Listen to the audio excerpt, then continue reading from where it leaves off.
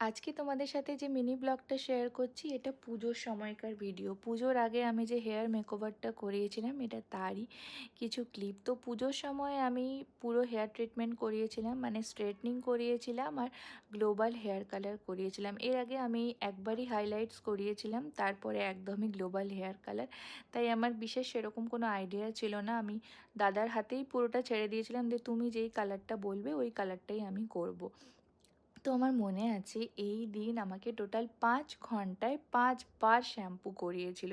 তো ফার্স্ট ডেতে এই কালারটা এসেছিলো, তারপরে যেদিন ওয়াশের দিন গেলাম এই দিন আমি আমার অ্যাকচুয়াল কালারটা বুঝতে পারলাম। আমার না ওই সময় কালারটা খুব একটা পছন্দ হয়েছিল না, মানে কেমনই একটু অদ্ভুত রকম দেখতে লাগছিলো নিজেকে প্রথমবার।